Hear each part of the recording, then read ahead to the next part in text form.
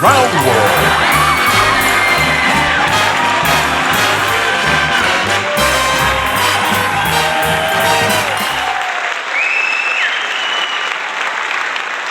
Hello, good evening, and welcome. Hello. Thank you. Good evening, and welcome to the Two Fat Lardies podcast. As we bake in a long, hot British summer, we thought we'd get together to talk all things lard and about wargaming in general. And this evening, I'm joined by my two good friends, Richard Clark and Nick Skinner. Gentlemen, welcome back to the studio as the Agamemnon and Odysseus of miniature historical wargaming. How are you both? Yes. I love that. Am I Agamemnon? Who is it? Odysseus and Agamemnon? I think I said Odysseus and Agamemnon. I can't remember what I wrote down. Yeah, no, I'll go with those. I'll go with either one of those, actually. Have you seen the film, Sid? I have really enjoyed it. I thought it was excellent. And I've even got the book. I ordered the book home, in fact. Oh. Yeah, so inspired was I. But maybe I made a book of the film, then. I saw the film first and then the book. Let's hope the book's as good as the film. I'm sure it will be. Well, there's more to the book than the film, of course. I'm sure. Yeah, well, I don't know yet. Some reviews of it. Yeah. But it's worth watching. Take plenty of snacks. It was a long film, but a good one. I really enjoyed it. That was great. Anyway, let me start with a question for you both. What is the collective noun for wargame designers? That was something that somebody asked me this weekend. Who the hell asked you that? Somebody mentally ill? The collective noun for wargame design. There's an opportunity here to be clever, isn't there? But I need to think about it before I was clever. How about an argument? Oh, very good. A bore. Call it a bore. A bore. We got to be able to do better than that, haven't we? Really, a riotous assembly. It's quite fun. Well, I asked the question because I did get asked it this weekend. But this weekend, you, both of you and myself, were in Leicester, where Lard Workshop had found a new home after Britcon moved from Nottingham to De Montfort University in Leicester, and Don Aldo, ran the events for the first time at Leicester, and we had, I think, all of the Lard game designers under one roof running their games. So, Richard, I know you ran Chain of Command. Nick, I know you were showing off Go Commando in its development stages, and I ran to the last when Last Sword is Drawn, but also incorrectly called Bonsai Bonkers. And we had Mark Backhouse. I thought you were running Bonsai Bonkers. No, that's what everybody said they were playing. Anyway. No, they said they were playing When Last Sword is Drawn. But let's rehash that old battlefield. We had Mark Backhouse did Strength and Honor. James Morris did Midgard. John Savage did a great game of What a Cowboy. Charlie Walker brought along the Full Nelson, and Dave Brown and Chris Brown brought their forthcoming Ancient Rules Vexillarius. So it was a real full bench of wargames designers from the world of Lard. But how was the weekend for both of you chaps? I hadn't realised until after the event that we'd had all the game designers there. Don mentioned it to me when we had our nightcap back at the hotel before retiring to bed, and I thought, bloody hell, that's quite an achievement, isn't it? Anybody who's ever written a set of rules for Two Fat Lardies, or anybody who's got a set in development like you and Charlie, we had everybody there. It was like the A team. It was, I guess you could say, which of us is Hannibal Smith, which of us is Mr. T, which of us is Face. We could go through and do that, but it was an achievement, wasn't it? It was an achievement. I enjoyed it. I have never been to Leicester before, other than the Meridian Leisure and Retail Park, which my daughter and I. My daughter used to be at university in York, and it was a long drive there and back, and we used to stop for lunch on the outskirts of Leicester at this Nando's. I don't know why, but it became my favourite Nando's ever. And a Nando's isn't really something you should have a favourite, is it, really? I mean, it's... Yeah. But anyway, happy memories of that. But I'd never actually been into the city itself. And I'd always thought it was going to be less than appealing. But I was really impressed with it. And we had a nice hotel right by Leicester Tigers rugby ground, which was very impressive. I mean, I've never been to a rugby match there, but it was a very impressive stadium. We had courtesy car parking. I turned into where I've been told to park the car, and the bloke gave me the history of the car park and the choice of any car parking space I wanted, which frankly I was going to take anyway by just driving in and putting the car in one. But he gave me the personal history of each car parking space. So it was very personal service, and we had a smashing day there, both in terms of the gaming and in terms of the social afterwards, which I thought were really enjoyable. Yeah, it was nice. We've got I've just been putting together actually a bit of film for the Patreon about it. We did a little bit of video when we were there. And you're right, there were, yeah, everybody was there. And there were, of course, other people there, not game designers running games as well. I think there are about 15 or 16 Yeah, games in the Lard Workshop. A couple of Full Nelson games. Charlie Walker was there, of course, running the Full Nelson. yeah. Mike Wilkins was Right. alongside him running another game of the Full Nelson. I think Ken was running Ken Welsh, wasn't it, on the end, running ACW From Sharp Practice. Ken from Cheshire, Yeah. running Sharp Practice. Yeah. A That real looked really historical scenario with a famous building, the name of which I can't remember. And it's from Bull Run, wasn't it? It was one of the actions from Bull It Run. was, yes, it was, yeah. And then the other end, you've got the guys doing their 1940 Mussolini Greek Chain of Command 2 game going on there. There was what I thought was a really nice looking game of Matt Slade's, which was the Battle of Hastings using Midgard. And I must admit, I would love to have played that game actually. And I noticed that in James's game, he had a big dragon who was in charge of his Middle Earth army for the Midgard game that was there. He did tell me the name of the dragon. It was the world's first original dragon or something. It was, I can't remember what his name, Graham or Gladys or something it was called. Something like that. It started with a G anyway. Yeah, oh, right, yeah. So it's one of those things that your spell checker would tell you, it would never let you write it. It would always change it to Gladys or something. But I thought it was really good weekend, actually, a bit like you. I wasn't really sure what to expect after what we'd had before at Nottingham. Thought the event was super well organised. Everything from, where to go and park and unload through to lunches that were available. And there was a nice little what do you call it, van outside that was selling hot stuff if you wanted that too. And even everything from the timings. What I did like about it actually, Sid, was that normally on games days it's full on all the time. But there was actually a kind of a lunch break in this, which was really good because I think it's been about an hour and a half, was it? That we stopped in the middle. 90 minutes. Very relaxed. Go around, have a look around what was going on elsewhere. Lots of competition gamers there playing competition games.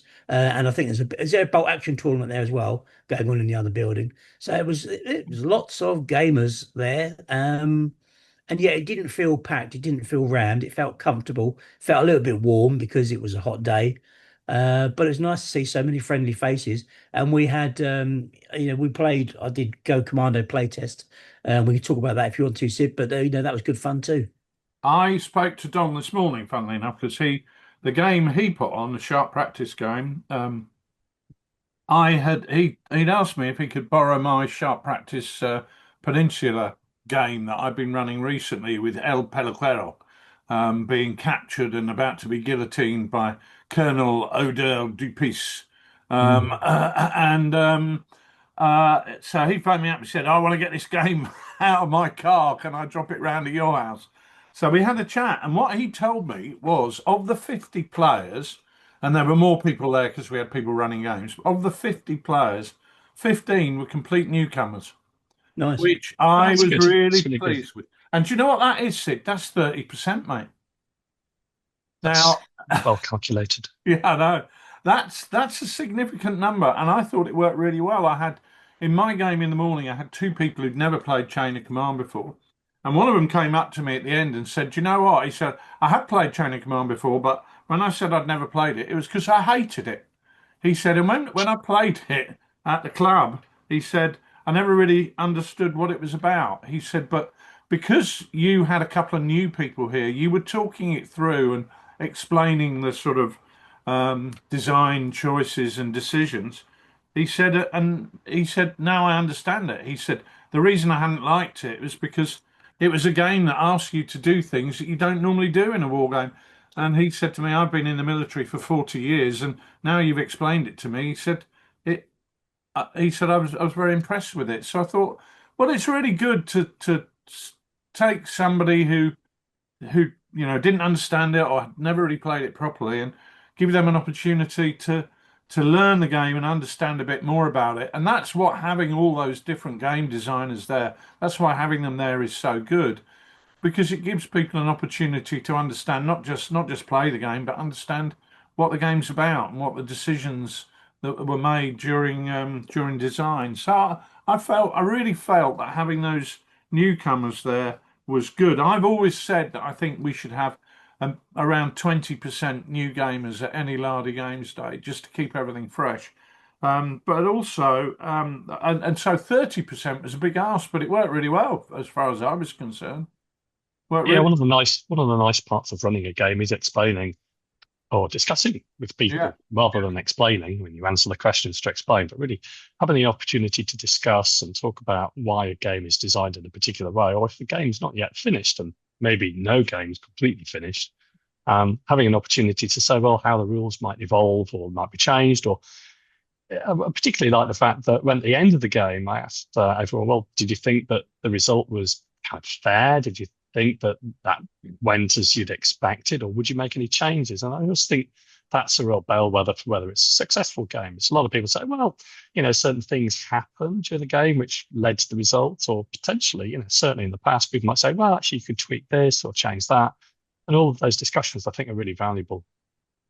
Well, for me, it was exactly that because we were playtesting Go Commando, so we're, taking an unfinished game there really. And I said to the guys at the very beginning, look, there will be situations that we create in this game that actually I probably haven't written down in the rules yet, and so we'll just have when that happens, we'll just talk it through and see what we think is the fair outcome. So it's kind of a crowdsourcing some of the input for terms of what's going to be in there.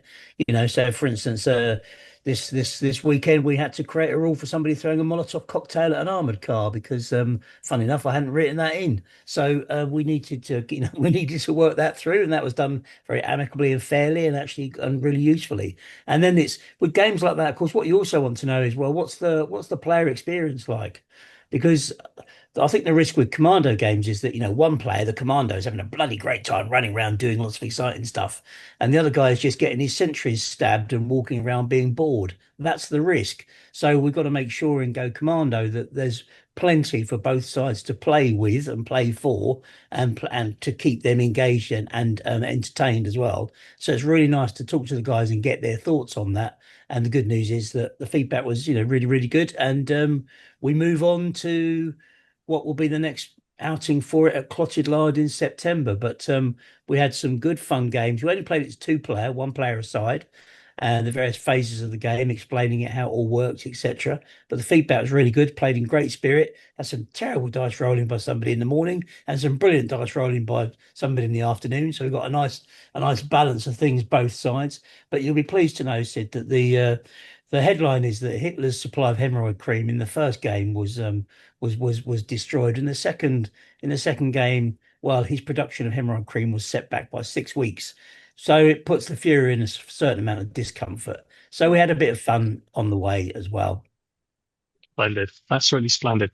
Well, I know it's not just gaming events that kept you both busy. I know you're both busy getting things ready for publication or final drafts. Nick, I think, is still busy with the handbook.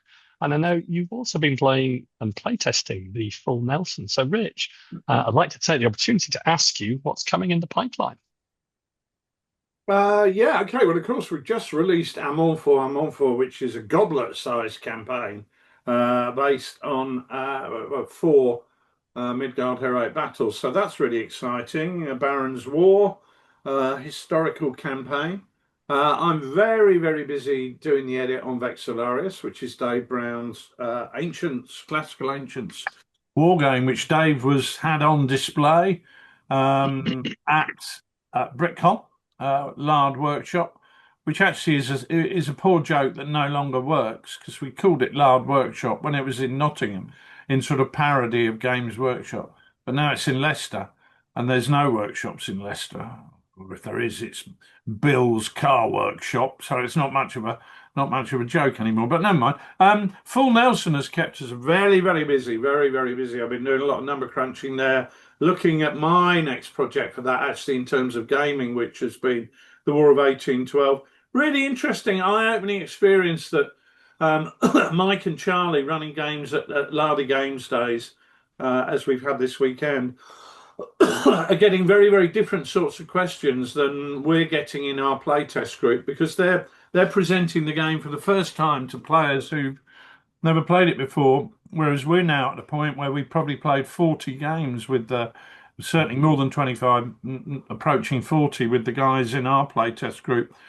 So it just shows the importance of going out to taking games on the road while you're at development stage, because you're getting totally different perspectives on it. So that's really good.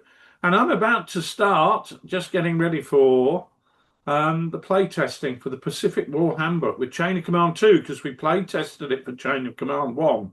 But I'm teeing that up for spending some time doing that, just to make sure everything plugs in with the second edition of the rules. So that's good. And of course, Nick and I are talking very much about the Arnhem Handbook, which we're pushing hard to have that ready. So it's going to be up for advanced order and available sort of August time. So yeah, because we're going to print that. We're going to take that to hard copy, as we do with the Chain of Command Handbook. So we're certainly hoping it's going to be available for advanced order in August. Whether you're actually going to get your hands on it in August, but if it isn't August, it'll be September, because it doesn't take long to get things printed, because we don't have to wait for boats to come from China, because I print it all within 5 miles of where Lard Island is situated. So there we go.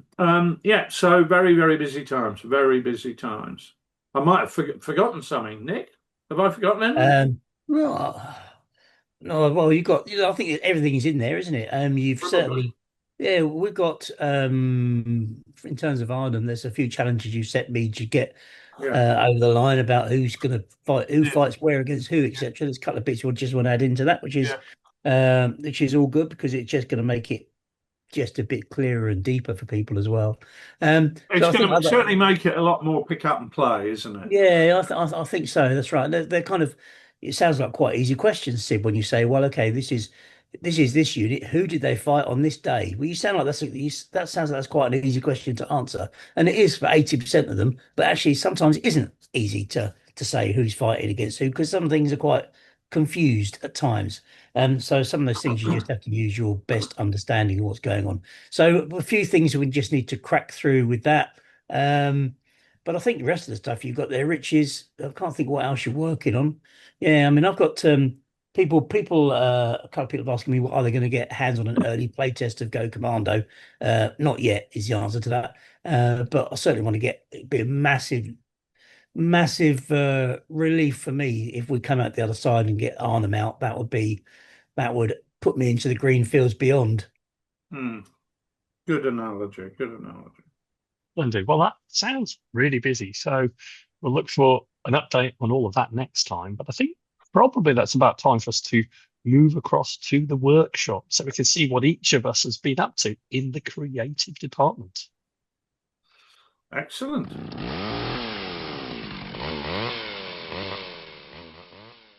So here we are in the workshop, and by the looks of it, there's what's going on? If you're watching this, doing? What is Richard doing there? Are you having a pee in the corner? It looks like you're having a pee darling, in the bucket. If only. Right. If only. No, I'm getting some things off the shelf to show you in the workshop. You, of course, you were. Yes. Well, you'll see in a moment. Gosh, well, that's thrown me. But anyway, we are in the workshop, and by the looks of things, there should be a nautical theme. I'm not sure that's where we started, but that's certainly where we should be going. So, Richard, are you holding up a ship? No, I'm holding up 2 ships. Right. Well, now look at this. Talk to us about them. Look at this tiny, teeny little ship. And look at this humongous, huge ship. And do you know what? They are made from the same two schooner models.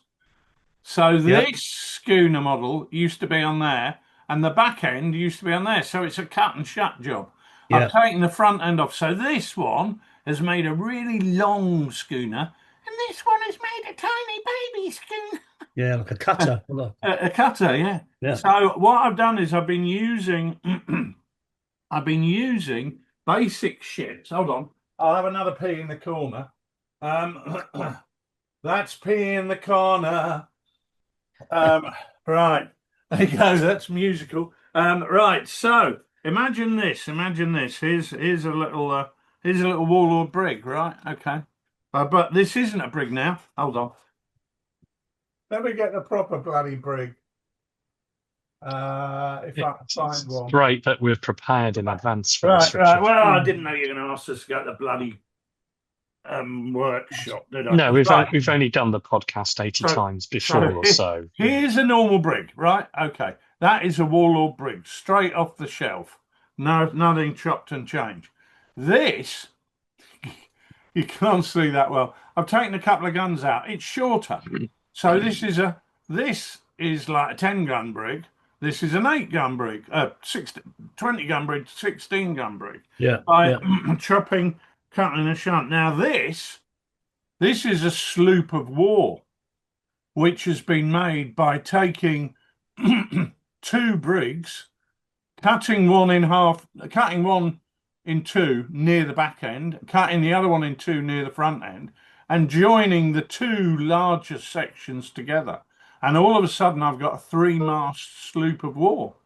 So I've been doing a lot of converting specifically for 1812 and the Great Lakes in North America, because you're getting a lot more sloops involved there.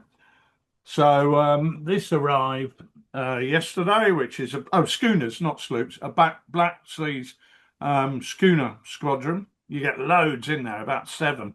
So I'm getting a lot more schooners for that. I'm getting a lot, and I'm creating my 6th rates just to create some variety and replicate some of the ships that were on those lakes. At the moment, I'm focusing on Lake Ontario, but I will be expanding out from there. And I've been crunching up the numbers and getting all the stats for that. But in terms of the workshop, it's very much been like Chatham Dockyards, mate. Super. I mean, there's a particular aspect to those Great Lake shipyards, aren't they? Because obviously they're making them for different conditions than deep Atlantic sailing. And I like the fact that you're taking such pains to sort of create theatre-specific ships. It's a really nice touch. I always think that looks great on the table when people go to that extent. Well, it's very easy to proxy, isn't it? It's very easy to get a frigate out and go, well, that's a sloop of war, but it's got 3 masts. It's really a frigate. And you think, it ain't real. It's not really what I want. So I've been using little bits of plastic card to add the sections to the side where the rat line's attached to.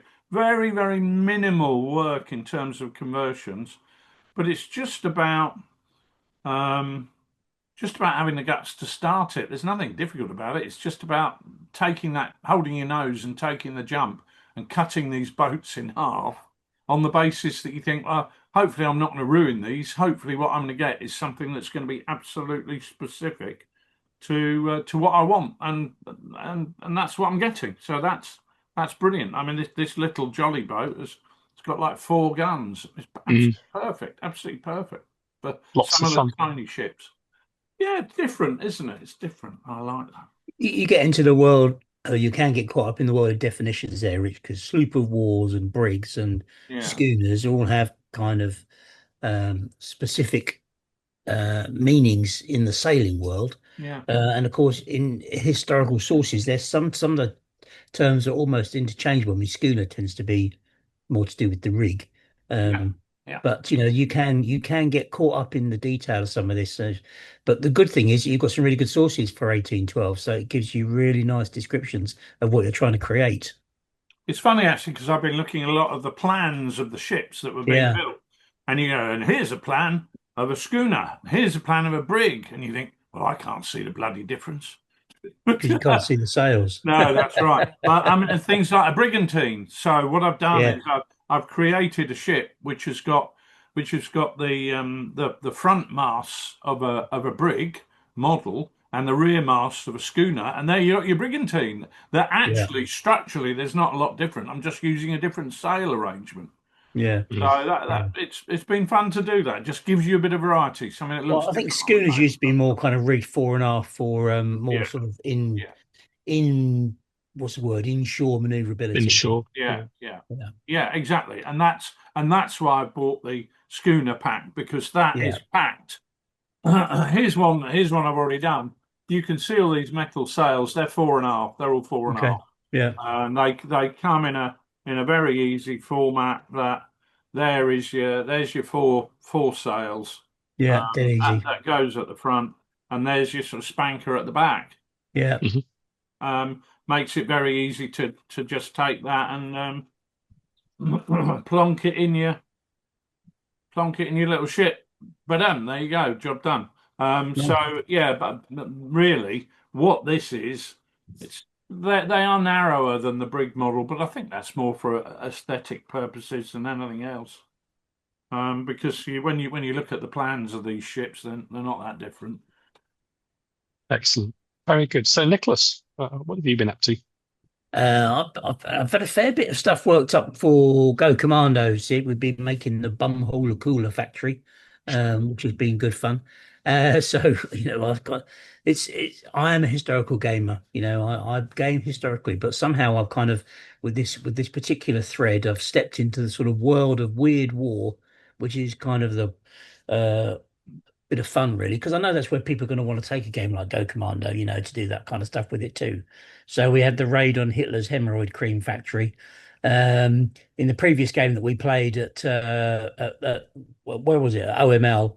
We had a raid on the Adriatic coast of Yugoslavia, where a consignment of Hitler's hemorrhoid cream was coming ashore by a container vessel, and that vessel was intercepted by commandos and destroyed. So Hitler has instructed that Dr. Drex formulates a special Wundercreme for him at a factory just outside Essen and Trinken, which is a small town, I don't know if you know it, in Germany, at the Bumhole Cooler factory. Now they have been making this secret formula, and of course the Churchill wants that secret formula for himself. So a raid was being conducted to conduct that. So I had to make a hemorrhoid cream factory, which is not something that you can look up in many kind of books. But I've got some great factory units that I picked up.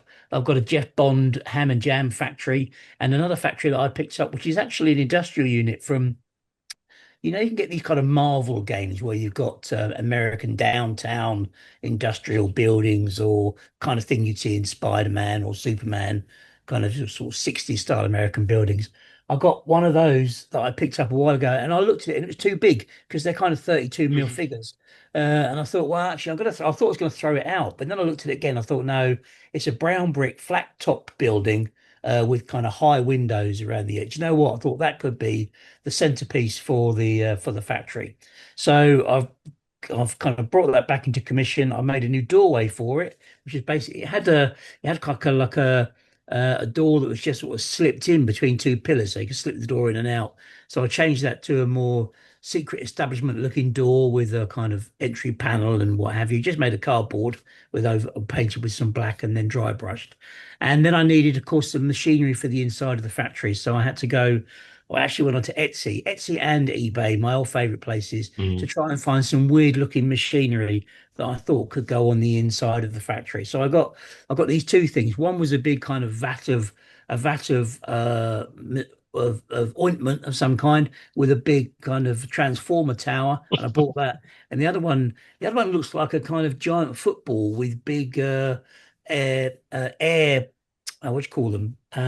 Air conditioner pipes sticking out the side of it. So a kind of accelerator type thing with cables and everything.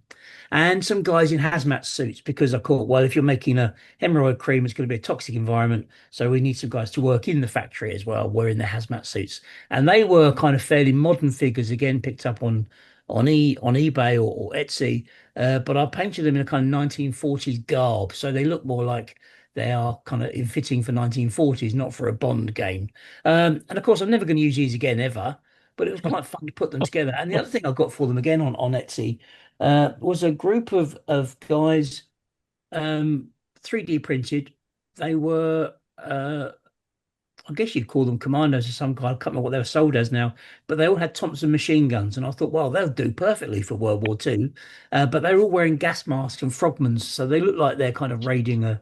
They look like they're. I know it sounds bizarre. This I've got to departed off from the straight and narrow, and I must come back again. But I've actually hugely enjoyed doing that and putting it together, and it was good fun to get the bumhole cooler fabric on the table this weekend, and play the games with that. And the other thing I did was go outside of historical figures. I wanted to look at what else could I use, what else is out there for sort of secret agent type figures.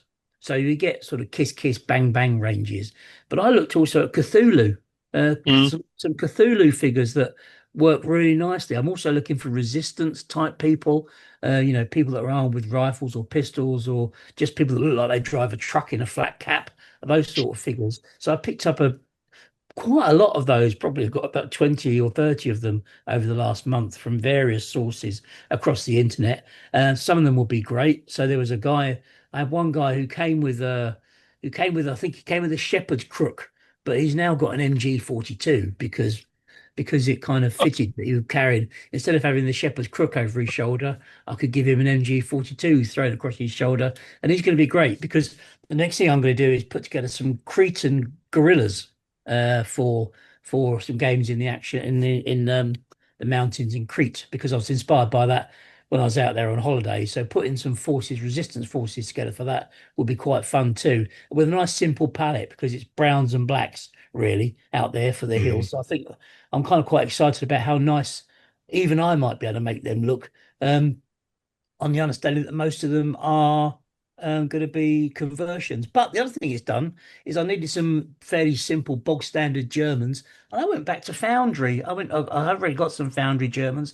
That's called a small set that they do for 28mm Germans in their kind of early war uniforms. They look really smart. So I went back and picked a few more up of those because they're just really nice. And it's just quite good to reconnect to those really because they just fitted really nicely in with the range that I wanted. And they're just the job. So good to rediscover those. And in fact, mate, my proposal for the best bit on the bench, because they are such a classic in wargame figure design, are those World War II early war Germans that Foundry do, because they're really perfect for that kind of game. They're lovely sculpts, beautiful molds. And what I received through the post last week when I ordered them again, £16 a packet, so it's not cheap, I guess. But then again, you get some lovely figures, and they're crisp as the first day they were cast. Yeah, that's always something which is really nice about some of those older figures, when you still see that the molds are still holding up over time. That's a good slate of things there.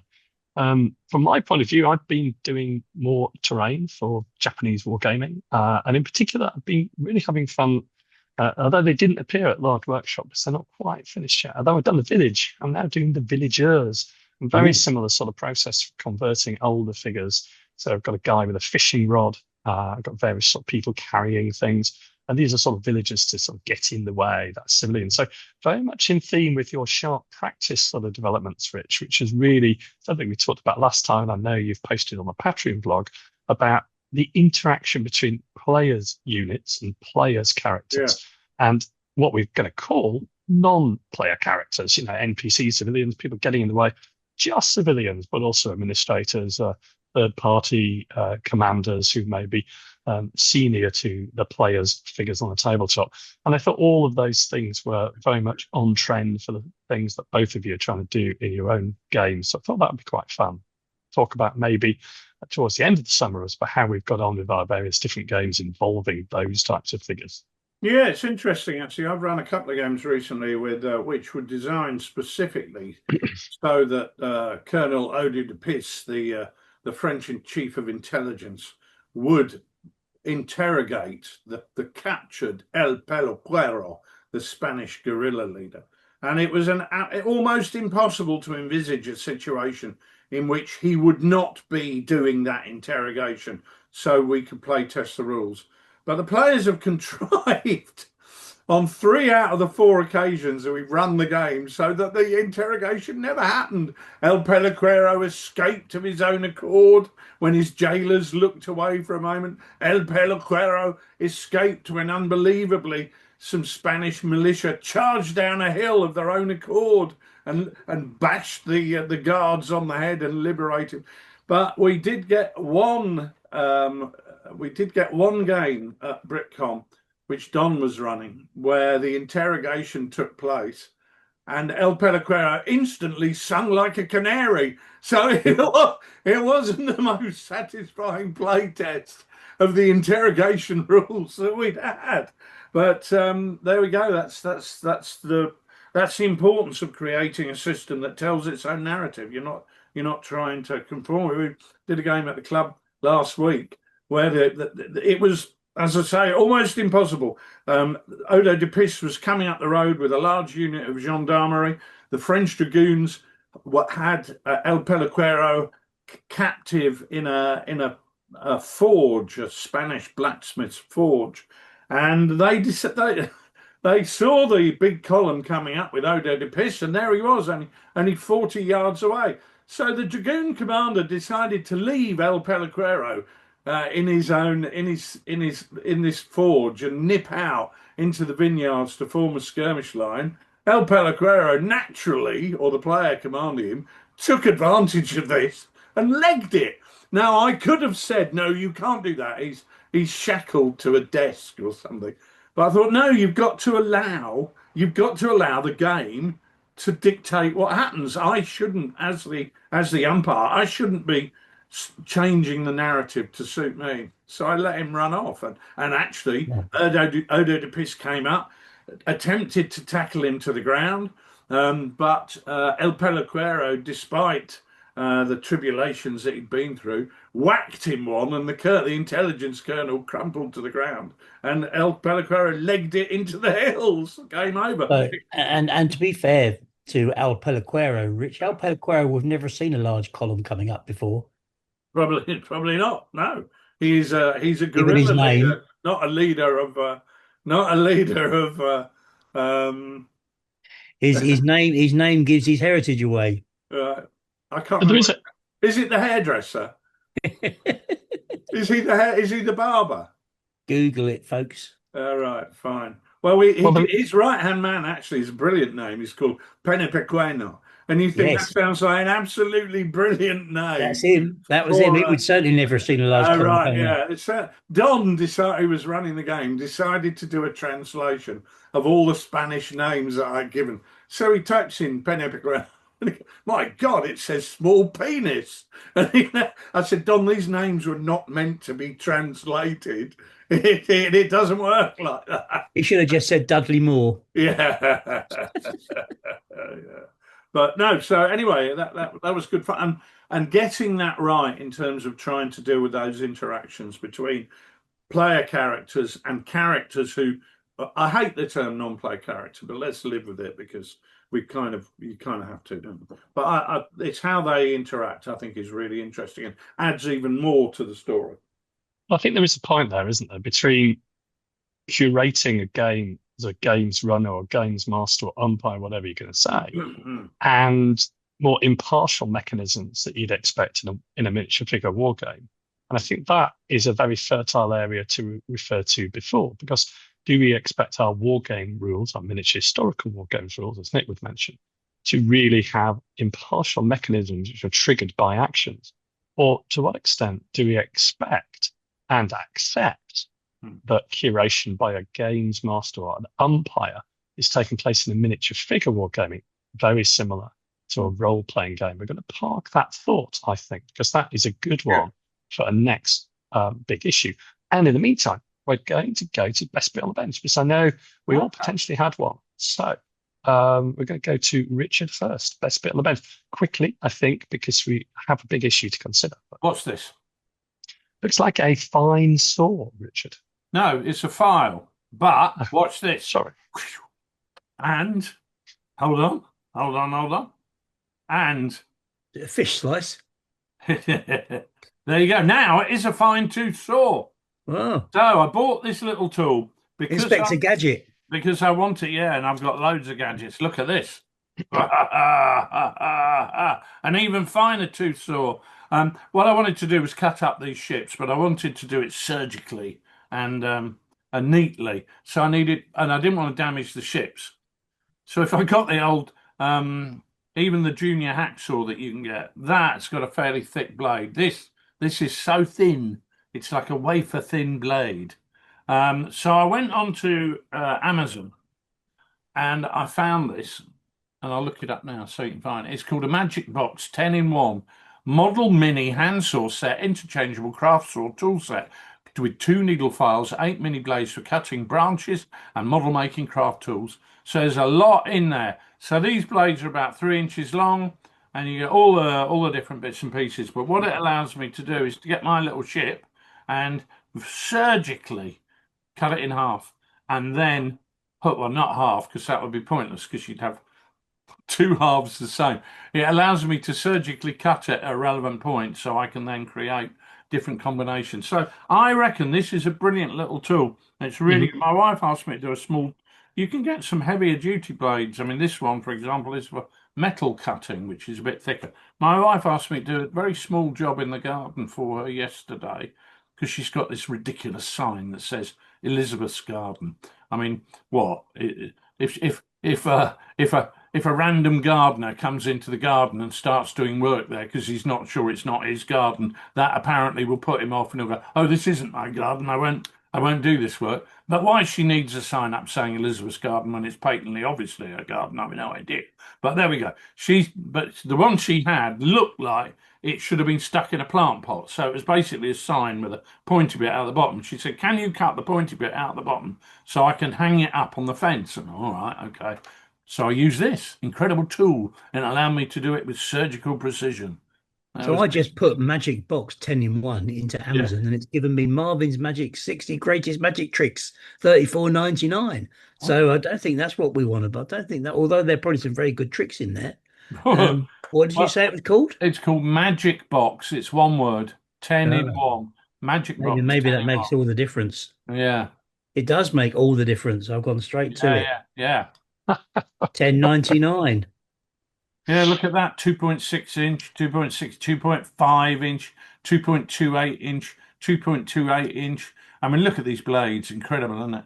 Suitable for 3mm metal files, but really good. It's got all the tools, so I can. It's got the flat file. So once I've cut it in half, I can tidy it up with a flat file. So it's all in there. Everything is there in this little box. It looks like that, folks. Well, the chances of you keeping all of that in that little box is sort of, I reckon in 10 days' time you've lost half of that.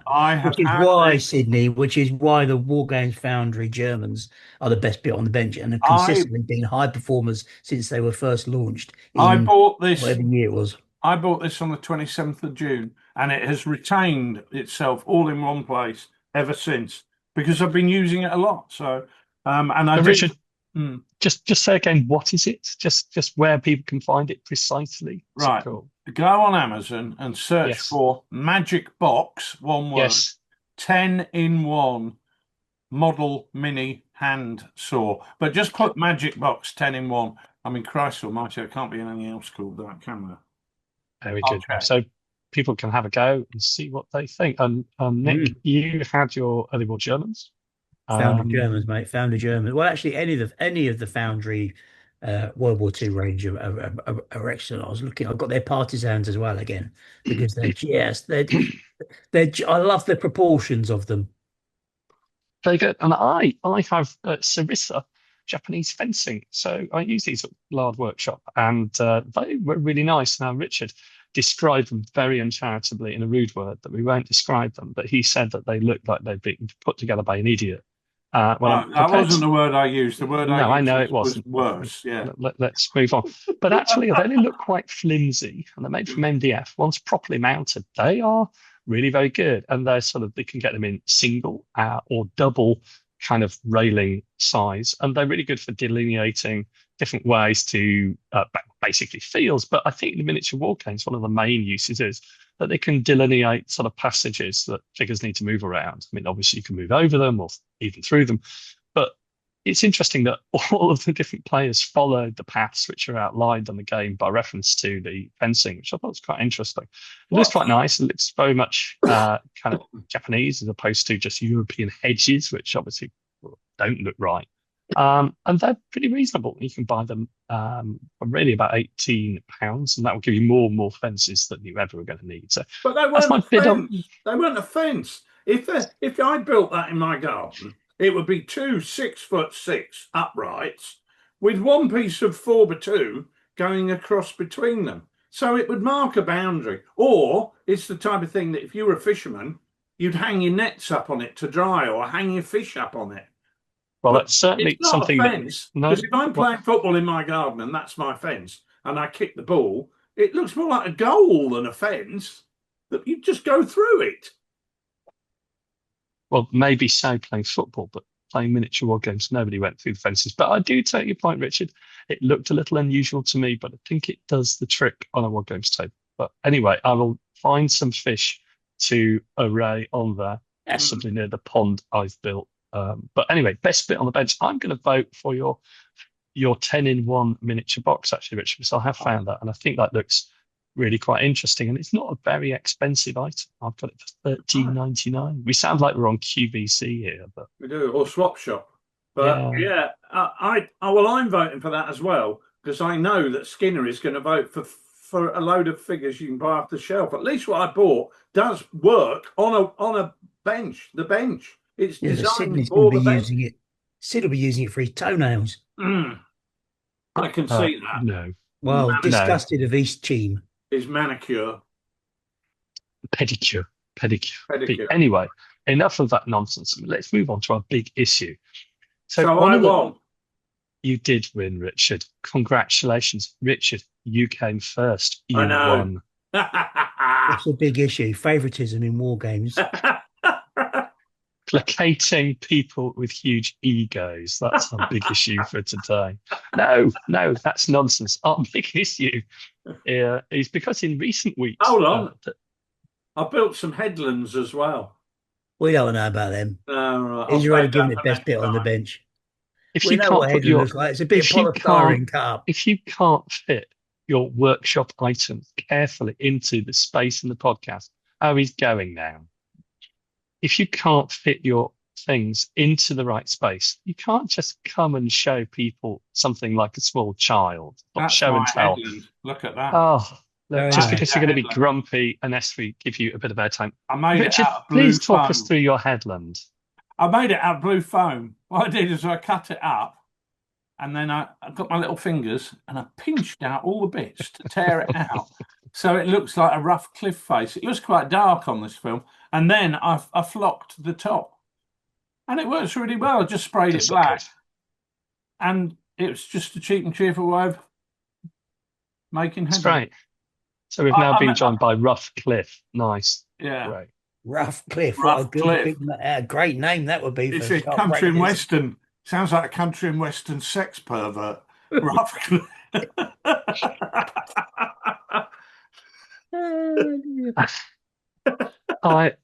I'm really sorry that we stopped for that diversion now. Thought I was being charitable. Anyway, a notable event in the last few weeks has been the World Cup of Wargames Rules, run by everyone's favourite Yorkshireman, Ken Riley from the Yorkshire Gamer podcast.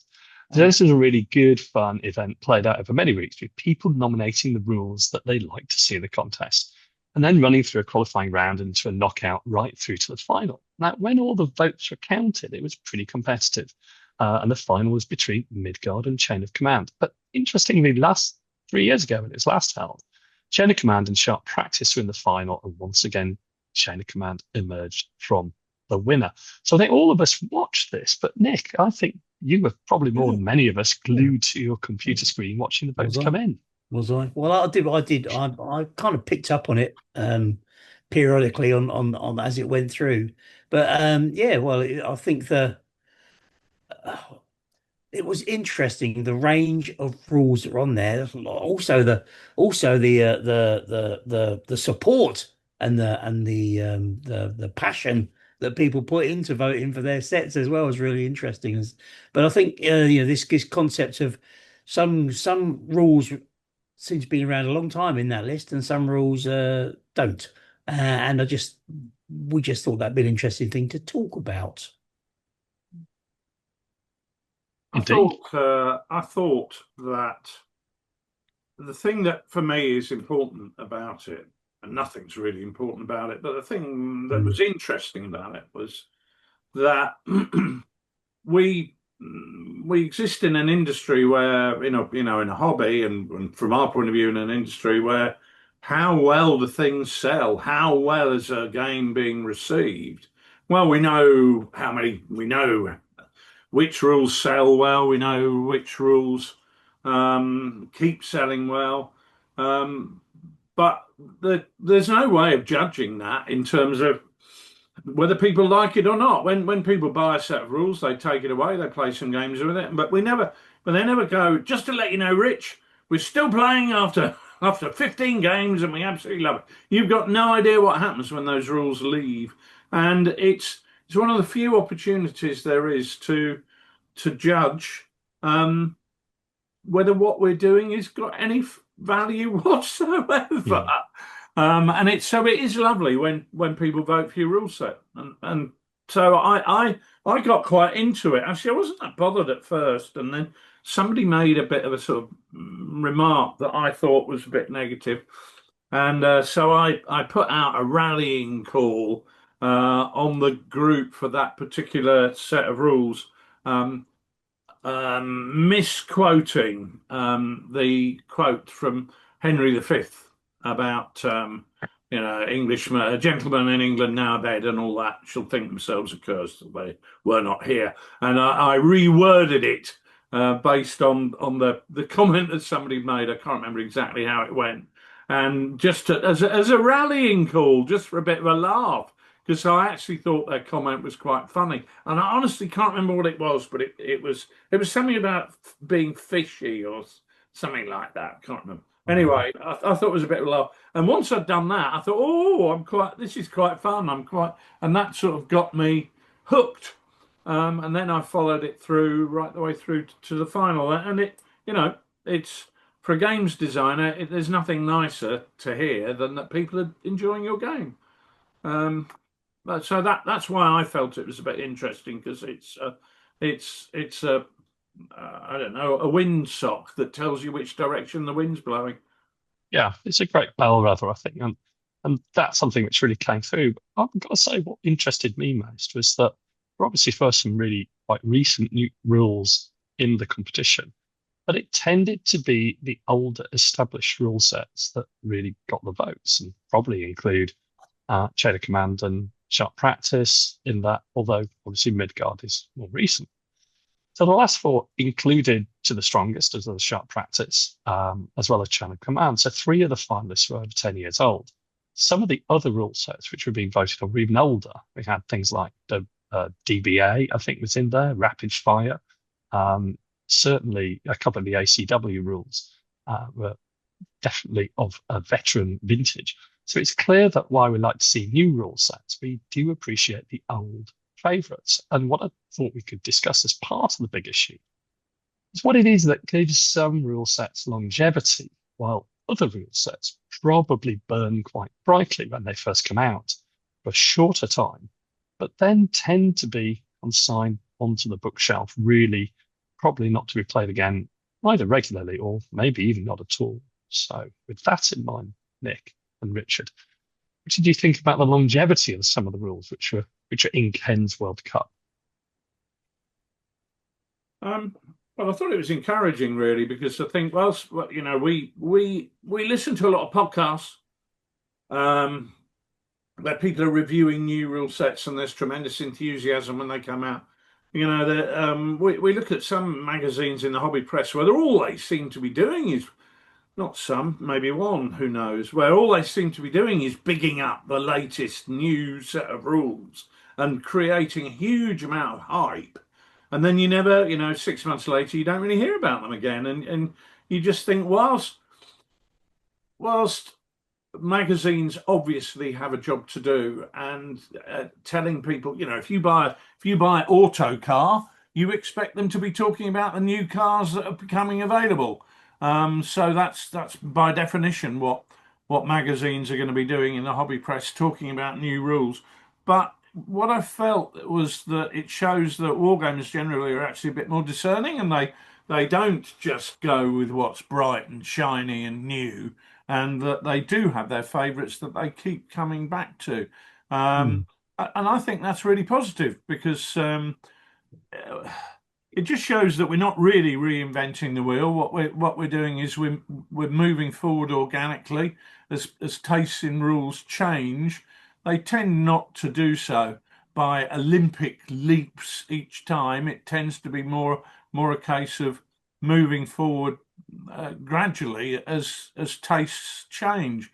Because I think whilst rule sets can lead the way in some respects in terms of saying, let's have a fresh look at this, I think it takes time and almost a process of osmosis for some of those ideas to be accepted, understood, desired by players. I mean, when we started out 26 years ago, whatever it was, the concept of friction was really quite alien, and we were trying to sell the concept, and trying to explain why people should even be thinking about rules with friction. Now, rules with frictions are very much the norm. There are very few games that I go, you go, where everybody does everything all the time. As to what makes games have longevity, Nick, what do you reckon in terms of why do some games flash in the pan, whereas others are I think we're talking about, I guess, player experience, right, is a big part of this. But I'm mainly looking at historical games because my experience is historical games more than anything else. Yeah, sure. Yeah, so and it's got to have that depth of historical understanding in it, hasn't it? I think, for it to be recognised that this is a well researched and wide scope, as much in terms of what it covers. So think of some of the classic old Napoleonic rules. It's evident that the person who's written the rules not only knows a lot about linear tactics and the way that battles were created, but also can create a mechanism that brings that to life and proves that they understand, the nature of warfare, what they're talking about, and all the armies that you could possibly want to fight with it as well. If you've got all of that, and a simple way of bringing it to the table so people can enjoy it, then you've got a chance of making a rule set that's got some good longevity to it, I think. I thought you made a really interesting and really important point when you talked about Go Commando and the hemorrhoids of Navarone, or whatever your game was called. That'll be the next one. Thanks for the prompt. And when you said it was really important. Yes, the commandos are going to have fun, sneaking onto the table and blowing things up and garrotting people and doing all jolly things like that. But you said it was really important that the guards, the person playing the other side, also found it an immersive procedure that they enjoyed doing. So if a game's going to be successful, it needs to be fun. It needs to be fun for the people playing, not just one side. It's got both sides. If a game is going to have longevity, it needs to present a challenge.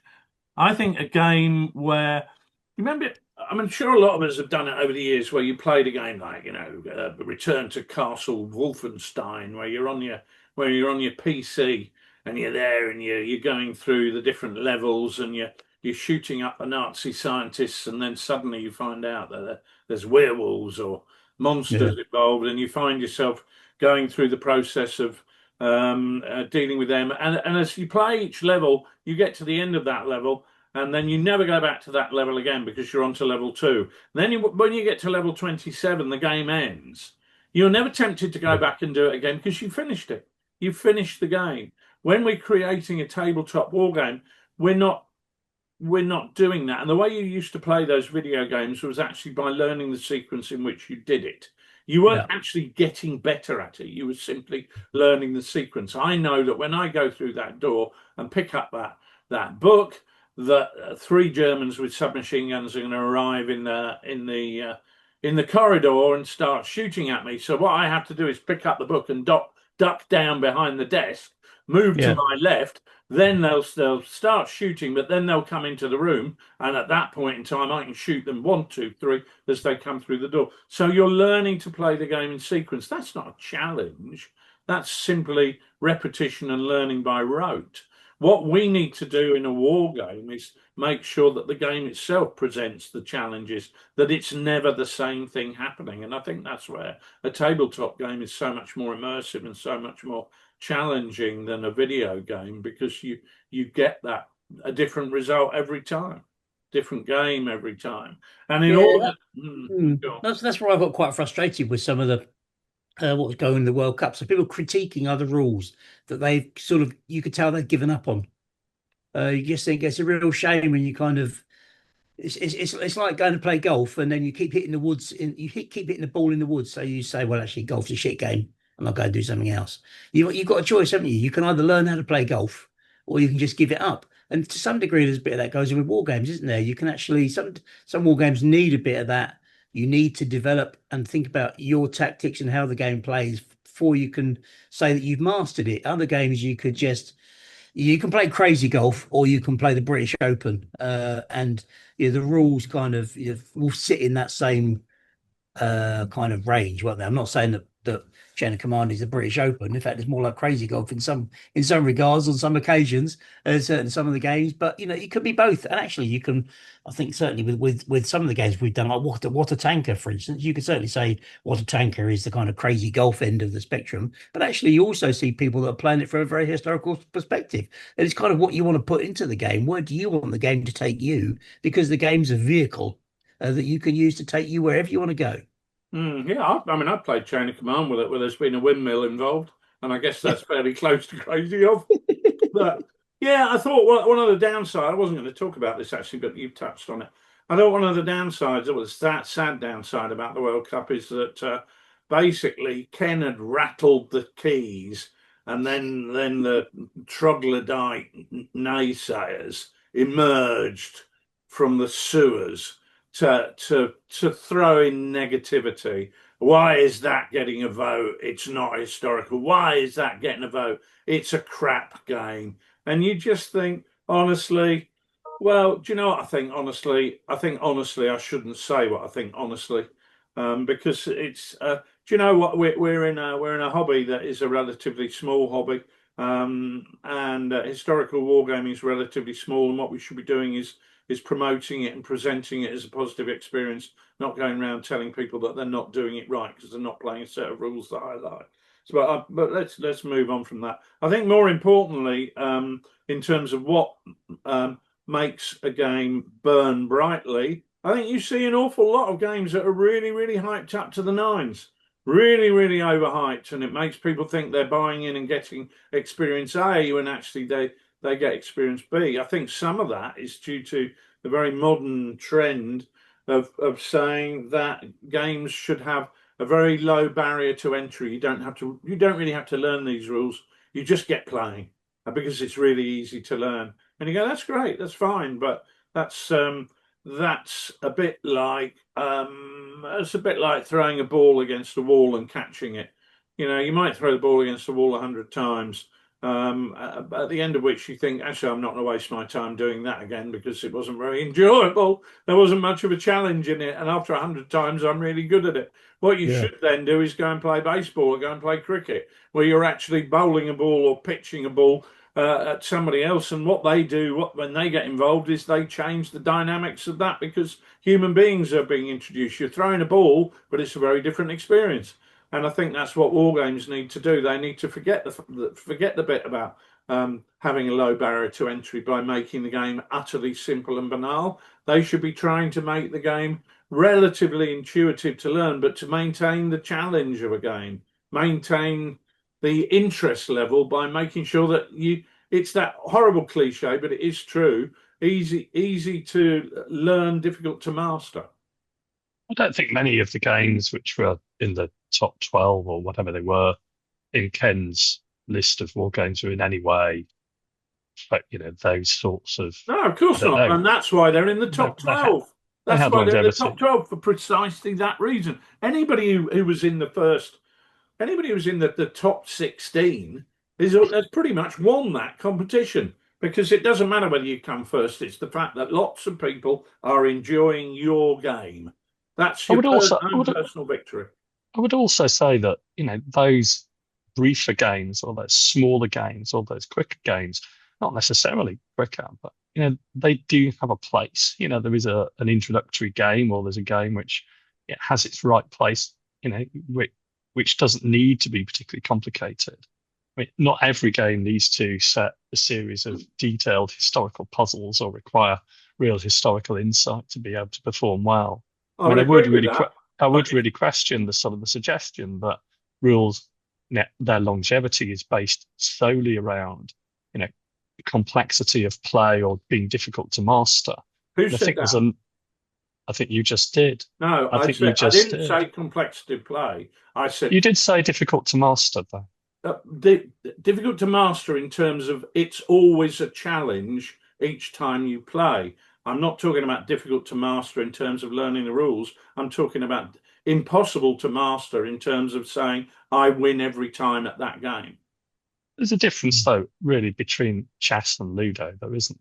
No, and there's a difference between chess and a game which isn't quite as complicated as chess, like Rummy or something like that. I mean, there's a lot of different replayabilities in games which are not chess-like or difficult to master in classic sort of sense. Yeah, but not everything. You're trying to curate and create a fun environment. Now, something can be in the middle ground, I think, without always being difficult to master, because some people will find that as frustrating. People also do want to have a fun experience. So I would just sort of put a cautionary note on that, but not everything has to be a puzzle or a huge challenge to be able to get to a good standard. But I think you're interpreting the term difficult to master differently to my interpretation of the term difficult to master. I think you're suggesting that difficult to master means it has a level of complexity. I'm saying difficult to master means that you never think I've had enough of this game because it no longer presents me with any challenges. That doesn't mean it's difficult to master. That just means chess is easy to play, difficult to master. Yeah. So, but you have grandmasters. You don't have grandmasters of Ludo. Yeah, I don't think chess is particularly easy to play. I mean, it's certainly difficult to master. I mean, actually, the actual moves, but then any war games moves are fairly easy if you can measure up to 6 inches, up to 12 inches. I mean, I don't really think that's a relevant comparison, to be honest. I mean, that's an incredibly difficult game to be able to do anything other than just the mechanical moves. I think you need the fucking hemorrhoid creams, mate, because clearly something's irritating you. I don't like the narrative that everything which is right at the pinnacle necessarily needs to be something which. Let me rephrase that. There's a real role in all of our games, I think, which needs to be kept in mind is introducing people to different levels of the hobby and different levels of gaming. One game which is taking a lifetime to master, but is an enjoyable experience, can also be a situation that, that can be off-putting to people. You do need games like What a Cowboy, What a Tanker. You do need games which are just purely fun as well. But What a Cowboy is difficult to master. What a Cowboy is totally difficult to master. You can't master it because you have infinite variability of outcomes because of the nature of the card deck and the dice. It is impossible to master. That's precisely an example. I'm not saying one game is very, very educational and clever and another game is fun and therefore it's subordinate or secondary. I'm saying both those games can be difficult to master because your mastery challenging. But your mastery in that context is from the vagaries of chance and a card deck draw, isn't it? Your mastery is really sort of trying to deal with the friction on the tabletop as opposed to deployment and trying to ensure that your deployment is correct in the same way as you might do to the strongest. But look, I want to go back to chess, because chess is a really great example of a war game without friction, but it's actually also a great example of probably the most successful war game ever. I mean, we're still playing it. It was designed as a war game. We're still playing it. It would win the World Cup of wargaming, hands down. The basic moves are easy, but putting them together in a way that that creates mastery is the key part of it. You become a grand, whatever you call them, a grand master by Grand wizard. demonstrating. Yeah, by demonstrating, that you can do that, and no game. I don't know what the possible permutations are of a chess game. There probably is. Ask Chat GPT to tell you how many possible moves there are in a chess game, and you'll probably burn all the water in the North Sea doing it. But it probably is calculatable, but you can't calculate that for a war game where actually you've got you've got things where people can do things in a different way without that same crispness. I'll use the word advisedly, the crispness of movement. In chess, there's only a certain number of moves I can make. In a war game, there's a multi-million different options I could take. And actually, we spoke about this when we did the play testing of Go Commando. One of the guys said to me in the morning, he said, well, you're never going to, how are you going to be able to write a rule set for this? Because you just can't tell what people are going to want to do and how they're going to want to do it. Well, that is what writing war games rules is about. It's about creating a pathway for people to do what they want to be able to do in the situation that they find themselves in. And I think the best rules that have the longest lasting impact and create the most fun probably are the ones that do that better than others. Interesting, actually, because I've been looking at board games just as a sort of intellectual exercise, and you realise one of the advantages or disadvantages, because it is both, that a hex-based board game has and that chess has, is that nobody rings their doorbell when they're making a bloody podcast. Hold on. I'll put that in my drawer. One of the advantages that they have is that movement is very clearly defined, that you can go there, or there. Same with chess, you can go there, or there. In a miniature war game, you can go anywhere you like. And that means that the number of permutations of possibilities is absolutely unlimited.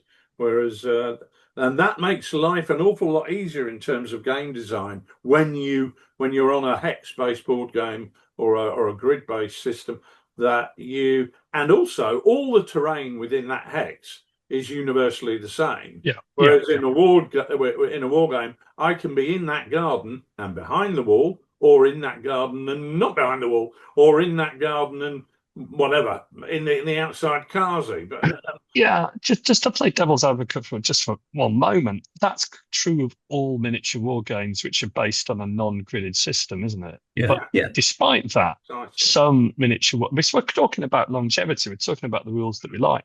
Not all miniature historical war games which are on a non-gridded system, all of which have that element of movement and negotiation of terrain and frequently have sort of friction as regards the amount of movement.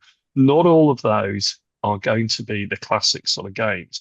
So there is a differentiation, isn't it? It can't just be that the games that don't meet that top 12 or top 15 or whatever it was, it can't just be that those were games which were new or unsupported, or they came out and they burnt brightly and then they just played it away. I mean, you think about all of the games that we used to play in the 70s or the 80s, really the 80s.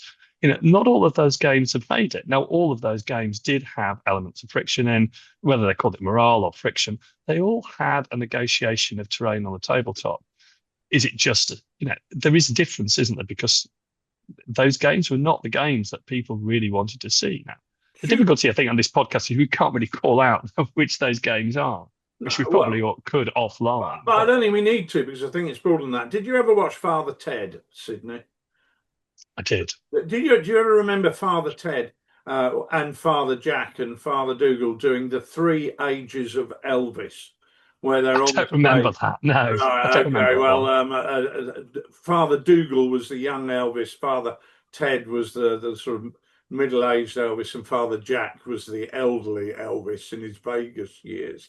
And I think that's what War Games rules are like. They go through different ages of War Games rules. So the War Games we were playing in the 70s were very different from the Don Featherstone games of the 1960s or early 70s. That we then went into this age of where War Games rules became incredibly serious and grown up.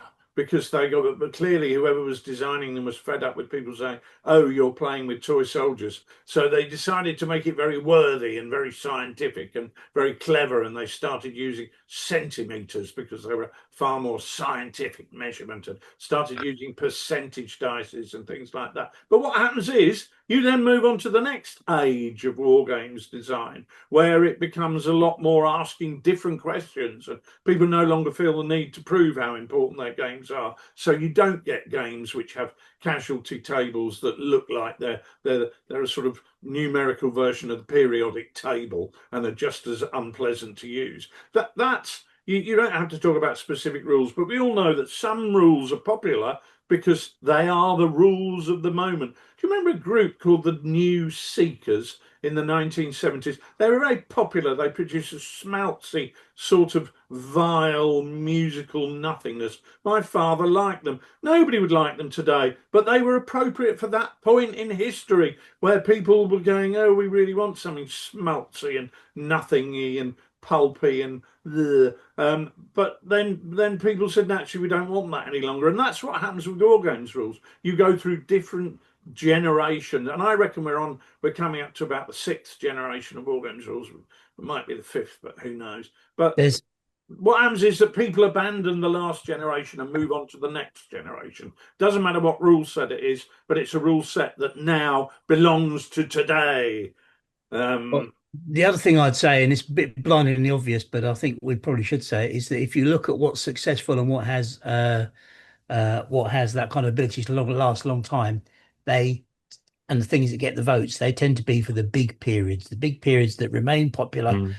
World War II, Napoleonics, fantasy games. I can't remember what else. I can't remember what else made the final 8, but it's probably World War II, Napoleonics, American Civil War, the kind of big old. If you want to have with all due respect, Sid, Bonsai Bonkers, right? It's not in that space where it's going to. It might have great fun as a niche set of rules, but it's not going to be the one where everybody says the best set of rules ever, simply because fewer people are going to be playing it. And if more people play it, then you're more likely to get more votes. It's as simple as that. If you're in a World Cup kind of thing, it's based on votes.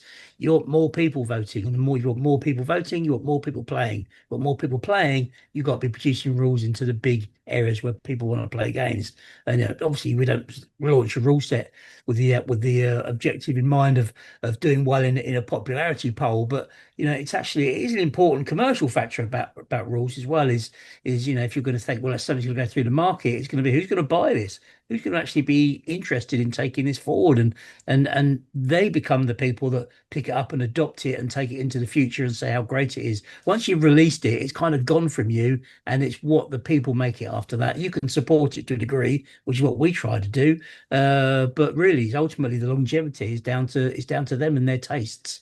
That's an interesting point. I mean, I totally agree with you. I mean, the reason I'm writing 2 sets of rules or 1 set of rules in 2 different periods wasn't to actually be the best. It was because I wanted to do it.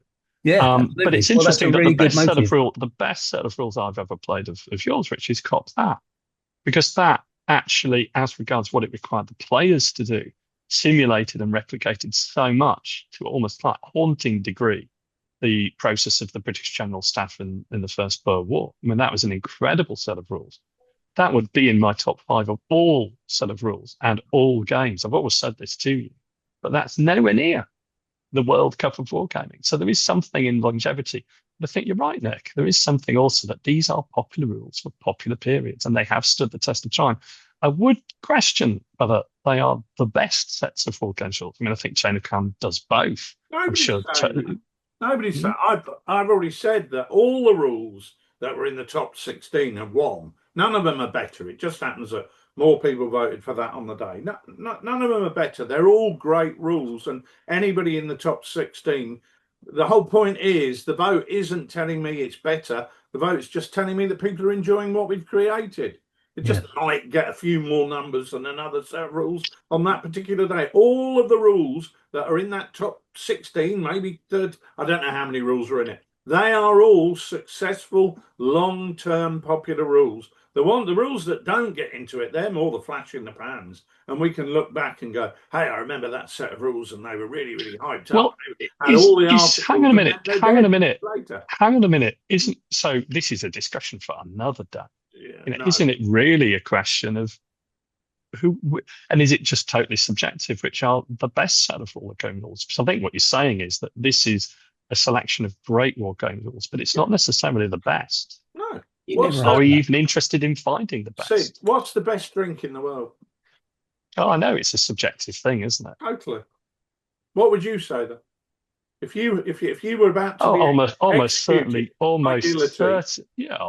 green tea. Green tea? Right.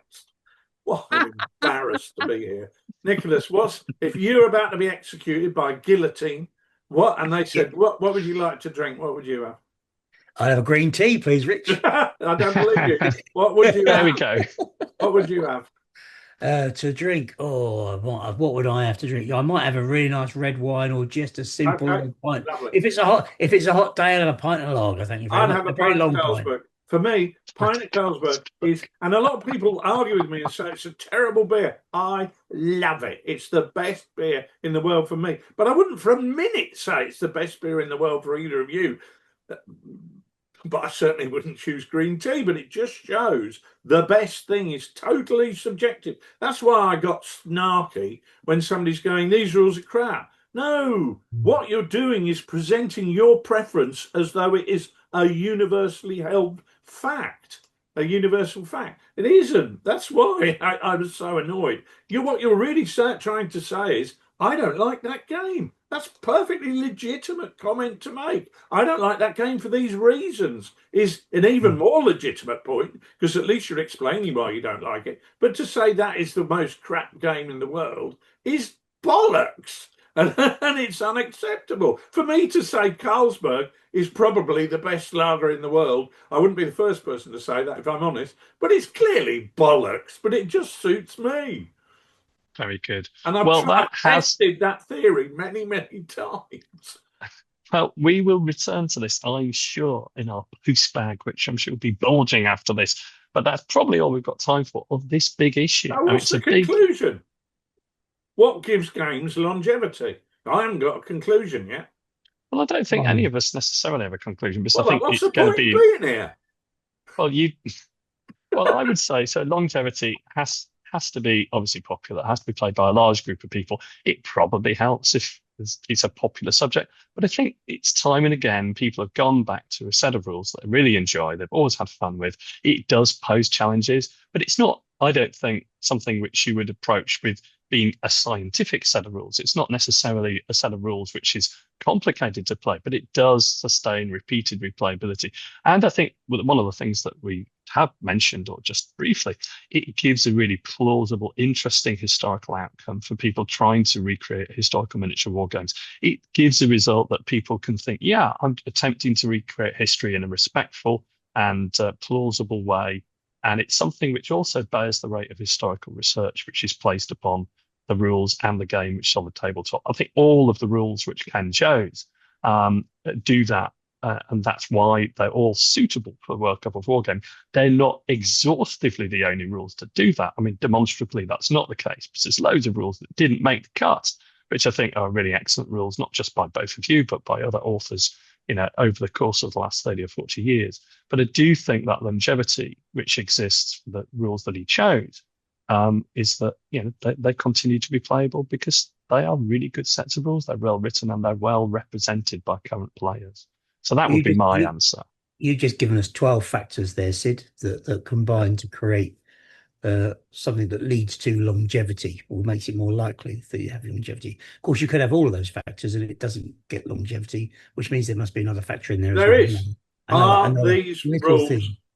these rules fun to play? If so, He did say fun.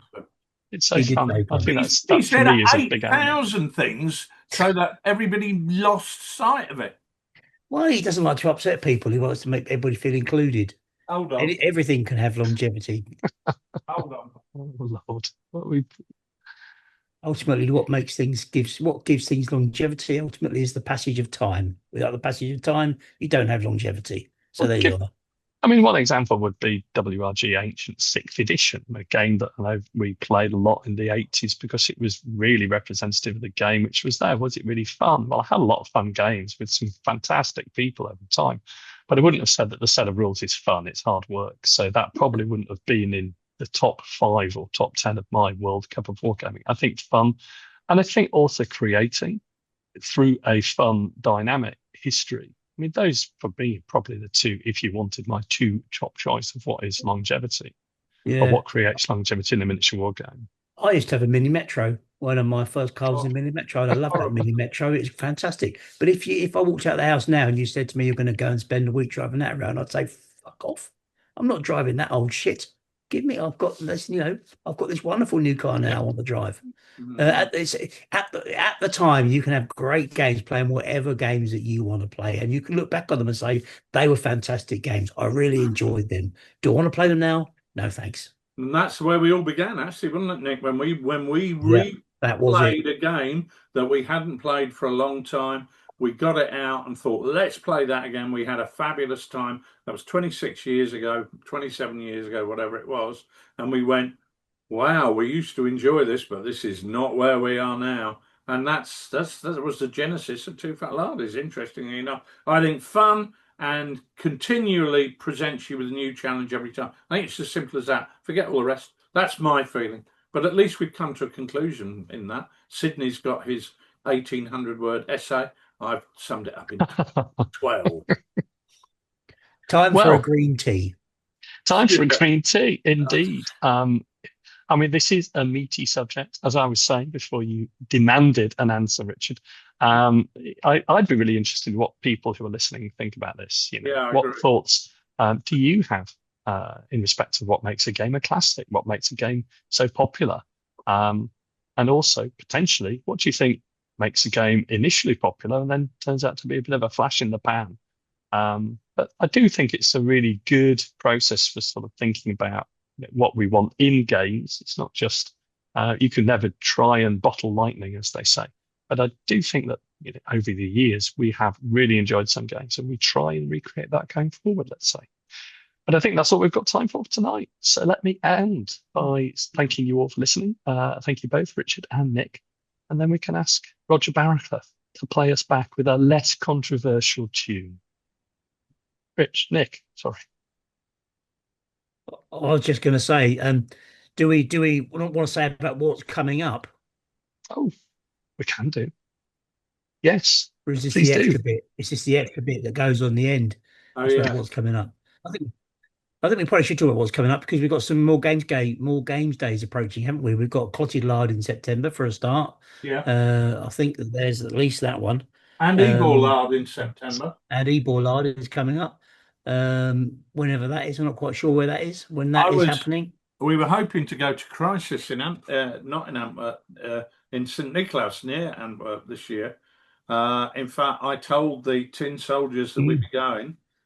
And then I told my daughter, hey, I'm off to Antwerp this year. She said, no, you're not. I've bought tickets for us to go to Twickenham to watch England play Australia.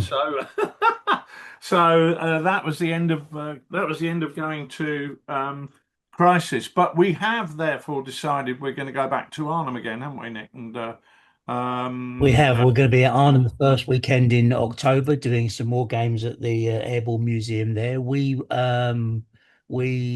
have taken a slightly different team with us this time. We've got some new faces joining us, which is going to be really good for that as well. So we've got that happening. And then at the moment, we've got lots of stuff going on as well. Over on the Patreon, we've got lots of happening over there about the Full Nelson, about the Napoleonic naval stuff that we're putting together. All the write-ups of the playtests of Go Commander are on there. We've got some themes still running about board game, ultimate board game experiences, etc., and how you make board games perhaps a bit more interesting in terms of the mechanics. Some big conversation about AI. Huge conversation. Yeah, very big and very interesting conversation about AI, which might be an oddcast topic at some point, but that's been really interesting on Patreon. All opinions can be found there, and it seems that everybody's got one, and everybody's opinion is slightly nuanced and different, which makes it all the more challenging in terms of deciding what's appropriate with AI and what's not appropriate with AI. But an interesting discussion and one that's ongoing. Well, let's park Plus, that also, for now. For the end of Sorry. the year, we're going to be doing Lard Mag again. If we do Lard Mag this year, and we'll be looking again for people to put forward their ideas and content for that as well. So if you think you've got an article in you, get it out of you and send it over. We'll give more details on that as we get a bit closer to it. Yeah, not far off now, of course. Yeah, good. Sorry, Sid. I can't remember what I was going to say. Goodbye, Roger Barrett. Goodbye. Goodbye. No, I think you were going to say, well, thank you for that, Nick. I think now we can safely ask Roger Barraclough and the band to play us out. Roger, play us out. Good night, all.